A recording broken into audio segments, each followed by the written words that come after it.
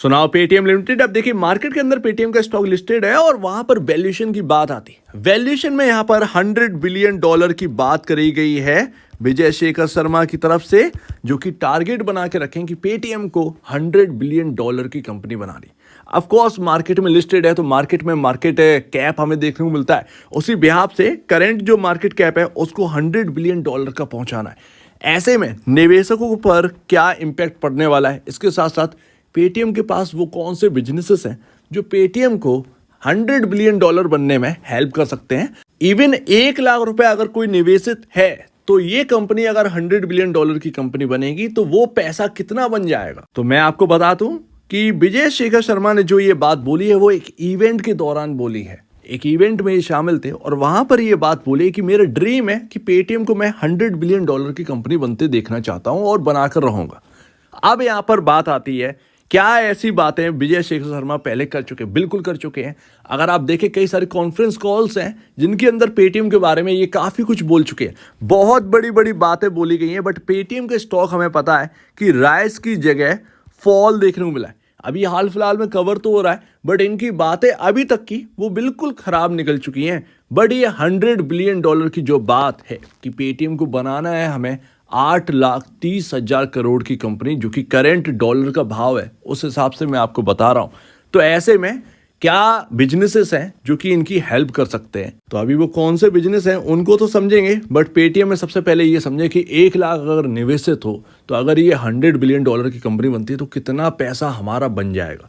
इसके साथ साथ करेंट मार्केट कैप कितना है और जो मार्केट कैप की बात कर रहे हैं $100 बिलियन की, उसमें कितना फर्क है, कितना ये चढ़ता हुआ नजर आएगा। तो अभी जो प्राइस चल रहा है वो 461 चल रहा है। सारी की सारी जो चीजें हैं वो आपके प्राइस पर ही निर्भर करती है, राइट।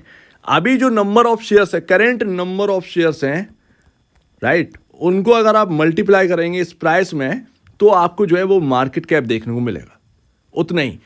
मान लीजिए इन फ्यूचर आने वाले फ्यूचर में अगर नंबर ऑफ शेयर्स घटते या बढ़ते हैं तो उसका सीधा सीधा इंपैक्ट जो है वो प्राइस पर देखने को मिलेगा। लेकिन करंट नंबर ऑफ शेयर्स और करंट भाव के हिसाब से मैं आपके सामने ये एक एनालिसिस करता हूं।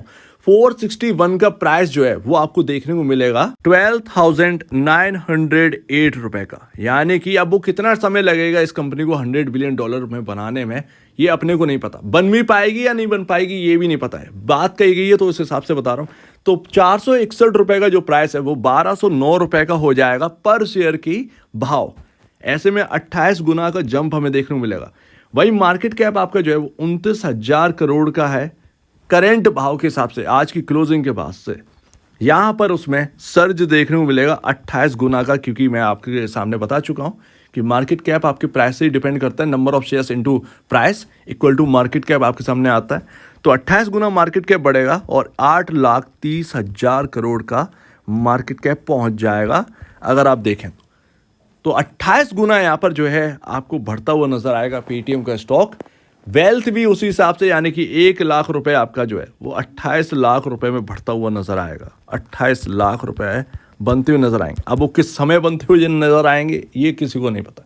क्या वो बन पाएंगे या नहीं बन पाएंगे ये भी नहीं पता। तो अभी ये सारी बातें जो है ना वो सुनने में समझने में बहुत अच्छी लगती है, बहुत ही यहाँ पर जो है ना चीयरफुल लगती है कि अरे मेरा पैसा जो है अगर ये बन जाती है तो मेरा 1 लाख रुपए 28 लाख रुपए बन जाएगा। अगर मैंने 10 लाख रुपए लगा दी 2,80,00,000 रुपए का मेरा रिटर्न बन गया।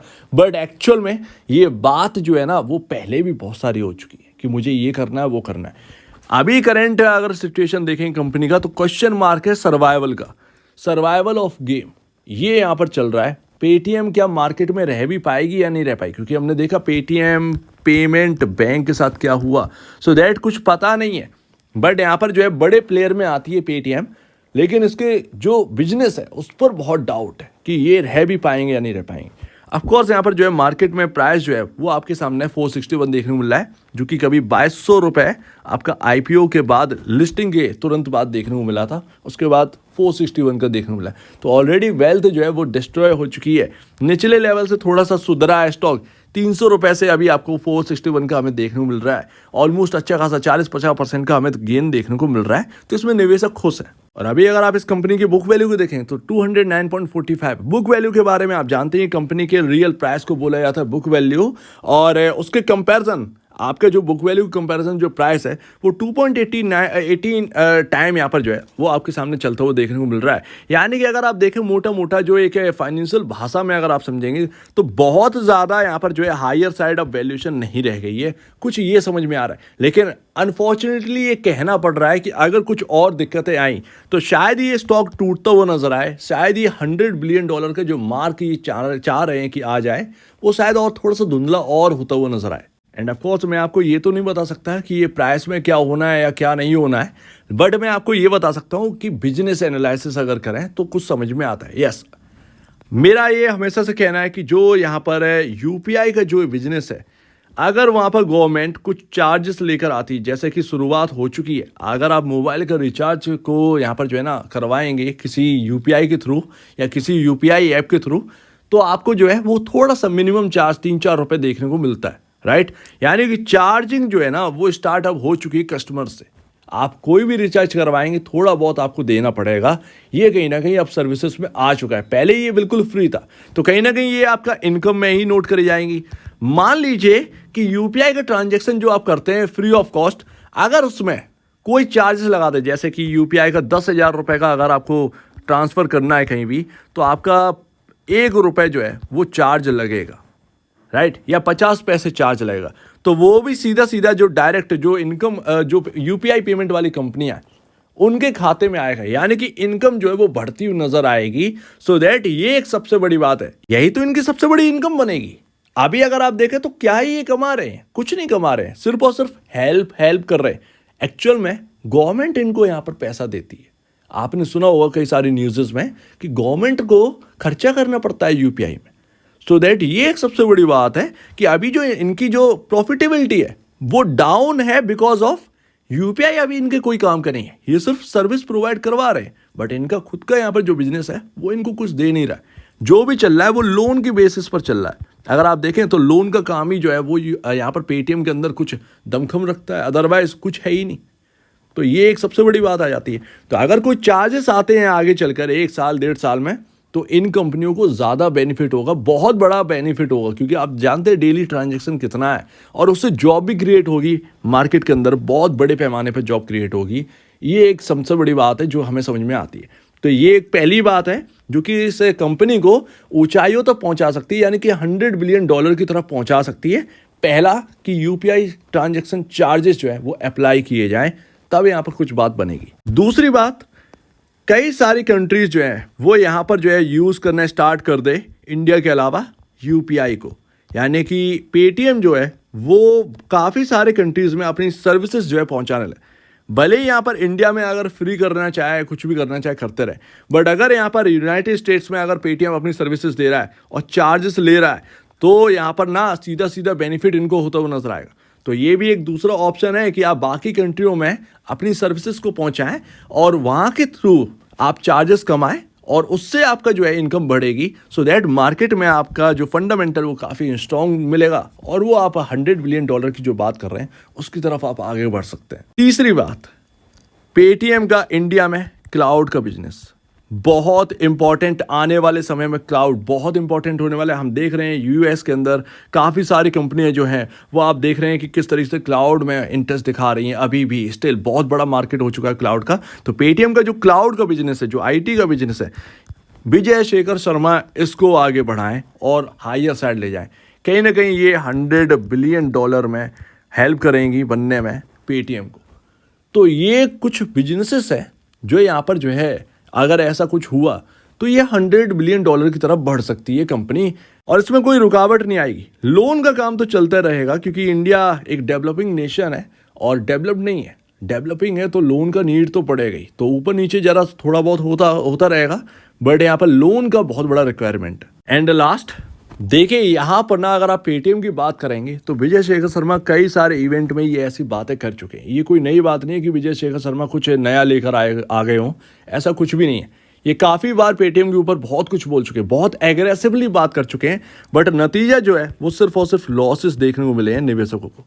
आगे क्या होगा अगले 5 साल में पता नहीं है, राइट, 10 साल में पता नहीं है। बट यहाँ पर मैं ये कहूँ कि आंख बंद कर पैसा मत लगा दीजिएगा, कहीं ना कहीं स्टडी करिए, कुछ हो रहा हो, कुछ बात होने वाली हो, तो यहाँ पर जो है कहीं ना कहीं किसी भी कंपनी के अंदर एक निवेश कर सकते हैं कि हाँ भैया उसका बिजनेस जो है वो बहुत हायर साइड जाने वाला है, या कुछ हो बिल्डअप हो आपके अंदर कि नहीं नहीं पेटीएम चलेगा ही चलेगा, जो बिजनेस ये कर रहे हैं उसके अंदर कहीं ना कहीं गवर्नमेंट जो है वो एक अप्लाई करेगी फीसेस, तो वो आगे बढ़ेगा। सो दैट कहीं ना कहीं आपके पास एक रीज़न होना चाहिए निवेश करने का। मैं ये तो नहीं कहूँगा कि 1 लाख रुपए आप निवेश कर दीजिए, मैं सिर्फ और सिर्फ एक एग्जाम्पल पर्पस मैंने आपके सामने रखा कि अगर कोई 1 लाख रुपए निवेश कर रखा हो तो उसका पैसा कितना बन जाए, करंट प्राइस पर अगर किसी ने निवेश किया हो तो उसका कितना बनेगा। सो दैट सिर्फ और सिर्फ एक एजुकेशन पर्पस बेस्ड है। मैं यहाँ पर आपके सामने चार्ट पर थोड़ा सा एनालिसिस करने वाला हूँ, बट ये मेरा पर्सनल व्यू है। आपको अपने ब्रोकर या एडवाइस से जरूर सलाह लेनी है, खुद की स्टडी करनी है, क्योंकि मैं सेबी रजिस्टर्ड नहीं हूँ जैसा कि सेबी ने कहा है आपको बताने के लिए। तो अभी अगर आप देखेंगे तो यहाँ पर एक रेंज जो है वो क्रॉस हुई है 440 की हायर साइड। मैं बहुत पहले बात किया था जब ये सब ड्रामा नहीं चल रहा था सेबी का कि ये कहना पड़ेगा वो कहना पड़ेगा, तो यहाँ पर आपके सामने मैंने एक ट्रेंड लाइन रखी थी। हाल फिलहाल में क्या हुआ, वो ट्रेंड लाइन जब ब्रेक हुई तो ये कंसोलिडेशन मोड में चला गया, बट इसने 300 का लेवल नहीं तोड़ा इस स्टॉक ने। और आप देखेंगे कि अब जो है वो ट्रेंड लाइन के ऊपर आ चुका है स्टॉक, राइट, और ट्रेंड लाइन से ही सपोर्ट लिया है, कंसोलिडेट किया है। तो ये समझ में आ रहा है कि पेटीएम का जो स्टॉक है वो ट्रेंड लाइन को फॉलो किया है, उसने दोबारा अचीव किया है। इसके साथ साथ मूविंग एवरेजेस ये बहुत बढ़िया बात है। 100 डेमा और 50 डेमा के ऊपर ये स्टॉक है, जो कि हमें किसी भी टेक्निकल एनालिसिस में देखने को मिलता है, किसी से भी हम समझ सकते हैं मूविंग एवरेज के बारे में।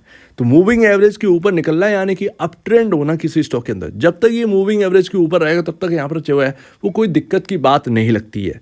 अभी अगर आप देखेंगे तो 442 के ऊपर निकल चुका है ये स्टॉक काफ़ी टाइम बाद, तो ये एक इंपॉर्टेंट बात है।